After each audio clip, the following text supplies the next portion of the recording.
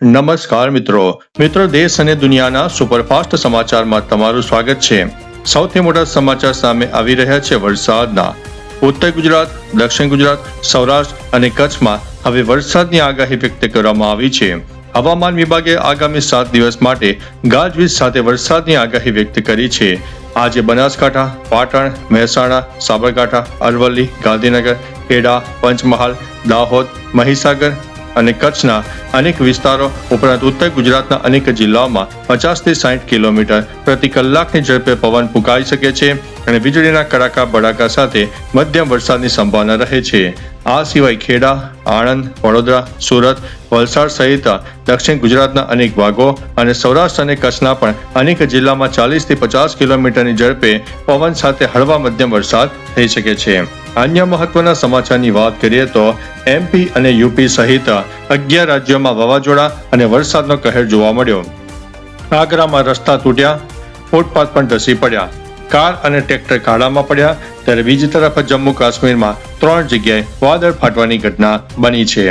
અન્ય મહત્વના સમાચારની વાત કરીએ તો ઇજિપ્તની કાયરો શહેરમાં ટ્રાફિકની સમસ્યા હલ કરવા માટે 26,800 કરોડના ખર્ચે ડ્રાઈવરલેસ મોનોરેલની ટેસ્ટિંગ શરૂ કરવામાં આવી છે, જે ચીન કરતાં પણ મોટું નેટવર્ક બનનારું છે। ત્યારે મિત્રો આગળ વાત કરીશું ઇબોલા વાયરસની। આફ્રિકામાં ફેલાયેલા ઇબોલા વાયરસ સામે લડવા માટે ભારતે ફરી એકવાર માનવીય સહાય તરીકે 2.5 ટન જેટલી તબીબી સામગ્રી મોકલી દીધી છે। અન્ય મહત્વના સમાચારની વાત કરીએ તો બોલિવૂડની અભિનેતા આમિર ખાન તેમની ગર્લફ્રેન્ડ સાથે 5 જુલાઈના રોજ લગ્ન કરી શકે તેવી સંભાવનાઓ છે। સાથે જ અભિનેત્રી જેકલિન ફર્નાન્ડીસ 200 કરોડના મની લોન્ડરિંગ કેસમાં કોર્ટમાં હાજર થઈને પોતાની નિર્દોષતા સાબિત કરવાનો પ્રયાસ કરી રહી છે। અન્ય મહત્વના સમાચારની વાત કરીએ તો અરવલ્લીને બચાવો। અરવલ્લી પર્વતમાળાને બચાવવા માટે સુપ્રીમ કોર્ટે એક વિશેષ સમિતિ બનાવી છે, જે પર્વતની વ્યાખ્યા અને ખનન માટેના નવા નિયમો નક્કી કરીને 31 ઓગસ્ટ સુધીમાં પોતાનો રિપોર્ટ સોંપવાના છે। અન્ય મહત્વના સમાચારની વાત કરીએ તો અપરાધની ઉત્તર પ્રદેશના પ્રયાગરાજમાં એક યુવકે માત્ર મિલકત એટલે કે પ્રોપર્ટીની લાલચમાં પોતાના માતા, પિતા અને બહેનની હત્યા કરી હોવાનો ચોંકાવનારો કિસ્સો પ્રકાશમાં આવ્યો છે। અન્ય મહત્વના સમાચારની વાત કરીએ તો ધાર્મિક સ્થળની વારાણસીમાં પ્રશાસને 200 વર્ષ જૂની અજગેબ શહીદ મસ્જિદ તોડી પાડી છે, કારણ કે આ જમીન રેલવેની હોવાનું સાબિત થયું છે। અન્ય મહત્વના સમાચારની વાત કરીએ તો કોલેજની બિહારના 211 નવા ડિગ્રી કોલેજોમાં 1 જુલાઈથી નવું સત્ર શરૂ થશે, જેમાં મુખ્ય 6 વિષયો ભણાવવામાં આવશે। ત્યારે મિત્રો આગળ વાત કરીશું ભરતીની। રાજસ્થાનમાં RS એટલે કે RASની 2026ની પરીક્ષા માટે 607 જગ્યાઓ પર આજે એટલે કે 4 જૂનથી ફોર્મ ભરાવાની શરૂઆત થઈ રહી છે। અન્ય મહત્વના સમાચારની વાત કરીએ તો રંગીન ભવિષ્યની ઓલિમ્પિક 2036 માટે હરિયાણા સરકાર 8 વર્ષની ઉંમરથી જ પ્રતિભાશાળી બાળકોને શોધવાનું અને તેમને તૈયાર કરવાનું કામ શરૂ કરી રહી છે। અન્ય મહત્વના સમાચારની વાત કરીએ તો આરોગ્ય અને લાઇફસ્ટાઇલની ન્યુરો સાયન્ટિસ્ટની ચેતવણી છે કે ટેક ગુજરાત એટલે કે મોબાઈલ અને ટીવી પર વધુ નિર્ભરતા મગજ માટે હાનિકારક છે અને તે થાકનું મુખ્ય કારણ બની શકે છે। અન્ય મહત્વના સમાચારની વાત કરીએ તો રેલવેમાં હવે ટેન્ડરોની તપાસ માટે AIનો ઉપયોગ શરૂ થયો છે, જેમાં ખોટા સર્ટિફિકેટ અપલોડ કરવા પર ફોર્મ પર 2 વર્ષનો પ્રતિબંધ મૂકવામાં આવ્યો છે। અન્ય મહત્વના સમાચારની વાત કરીએ તો સૂકાની ચેતવણી। યુએનની હવામાન એજન્સીએ આગામી જૂનથી ઓગસ્ટ સુધીમાં વિશ્વભરમાં અને ભારતમાં પણ ગંભીર ગરમી અને દુષ્કાળની શક્યતા વ્યક્ત કરી છે। અન્ય મહત્વના સમાચારની વાત કરીએ તો રાજ્યમાં 15,000થી વધુ વિદેશી નાગરિકો ગેરકાયદેસર રીતે રહેતા હોવાના અહેવાલ છે, જેમને પકડવા માટે સરકાર હવે અભિયાન ચલાવશે। અન્ય મહત્વના સમાચારની વાત કરીએ તો કર્ણાટકની DK શિવકુમારે નવા મુખ્યમંત્રી તરીકે શપથ લીધા છે અને વિદ્યાર્થીઓને ફ્રી બસ પાસની સુવિધા આપવાની જાહેરાત પણ કરી છે।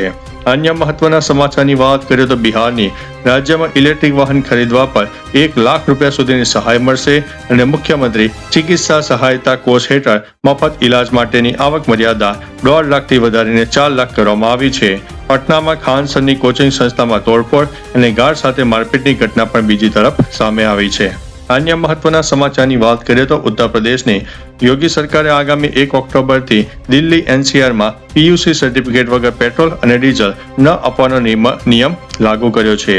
આ ઉપરાંત સરકારી વકીલોના માનદ વેતનમાં વધારો થયો છે અને 17 શહેરોમાં 1725 ઇલેક્ટ્રિક બસો ચલાવવાનો નિર્ણય પણ લેવામાં આવ્યો છે.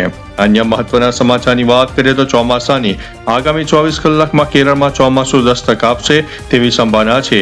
દેશના 14 રાજ્યોમાં ભારે વરસાદનો એલર્ટ પણ આપી દેવામાં આવ્યું છે.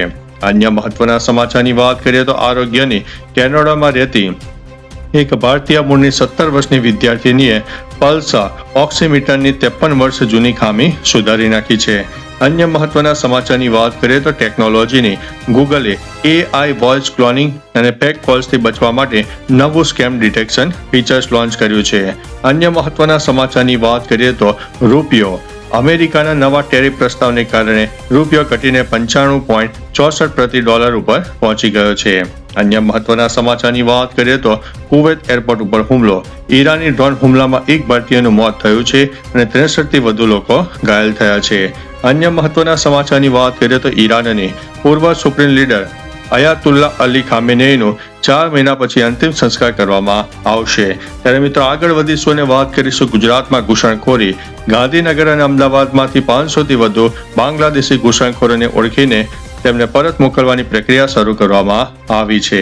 અન્ય મહત્વના સમાચારની વાત કરીએ તો દિલ્હી હોટલ અગ્નિકાંડની માલવીય નગરની હોટલમાં લાગેલી આગમાં 21 લોકોના મૃત્યુ થયા છે, જેમાં 11 વિદેશીઓનો સમાવેશ થાય છે. હોટલ માલિકની ધરપકડ કરવામાં આવી છે. અન્ય મહત્વના સમાચારની વાત કરીએ તો કેબિનેટના નિર્ણયો. પીએમ મોદીની કેબિનેટમાં 6 મોટા નિર્ણય લેવામાં આવ્યા છે, જેમાં 39,000 કરોડના રાહત પેકેજ અને દિલ્હી એનસીઆરમાં પ્રદૂષણ ઘટાડવા માટે 9,585 કરોડની યોજનાનો સમાવેશ થાય છે. અન્ય મહત્વના સમાચારની વાત કરીએ તો ગૃહમંત્રીનો પ્રવાસ. અમિત શાહ આજે મેઘાલયના શિલોંગની મુલાકાત લેવાના છે. તો ચાલો મિત્રો, ફરીથી દેશ અને દુનિયાના સુપરફાસ્ટ સમાચાર લઈને મળતા રહીશો. ત્યાં સુધી અમને રજા આપશો. નમસ્તે.